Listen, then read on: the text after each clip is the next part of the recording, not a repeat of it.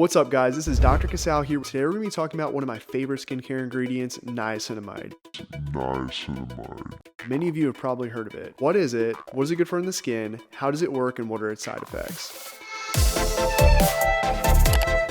Niacinamide is a vitamin B3 derivative. Many of you have heard of niacin. Niacin is vitamin B3.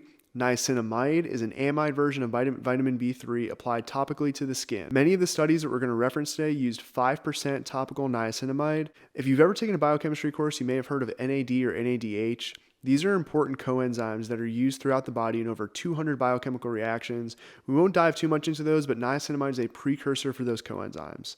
It plays a very important role across the board. So what is it good for in the skin? Niacinamide improves hyperpigmentation, increases skin barrier function, decreases skin yellowing, improves fine lines and wrinkles, and increases skin elasticity. So one, improving hyperpigmentation. How does it do this? So in order to understand this, we need to understand how hyperpigmentation occurs in the first place.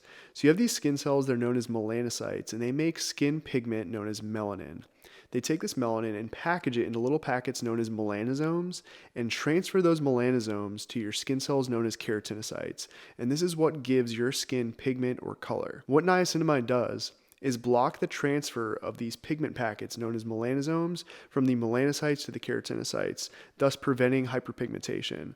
This is helpful for post-inflammatory hyperpigmentation, melasma, or just hyperpigmentation due to UV damage over time. Next, increasing skin barrier function. How does niacinamide help with this? So the topmost layer of skin is known as the stratum corneum. It's basically a dense, compact layer full of dead skin cells that have lost their nucleus, and they're held together by almost like a brick and mortar network. And the mortar is made of primarily ceramides. Many of you have heard of ceramides, but also cholesterol, free fatty acids, and triglycerides.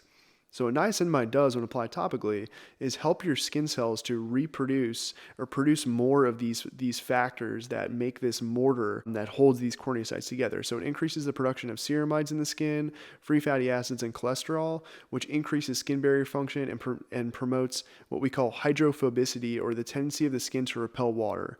This is important for preventing what we call transepidermal water loss, or water loss from the skin to the atmosphere. This is going to help to prevent skin dryness over time. The third thing, preventing skin yellowing. So what causes skin yellowing? So we know that there's an important process that takes place in the skin that contributes to aging known as protein glycation. So if you take that apart, you have a protein and a glucose molecule. Glucose is sugar. And when the sugar attaches to the protein, this is known as protein glycation.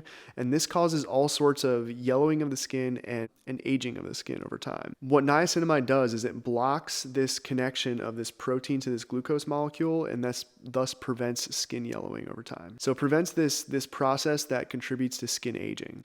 The next two are kind of intricately tied, so we'll talk about those together. Improving fine lines and wrinkles and increasing skin elasticity. So how does it do that? So what niacinamide does is it causes your fibroblasts. These are cells that are present in the dermis, which is the connective tissue layer of skin underneath the epidermis.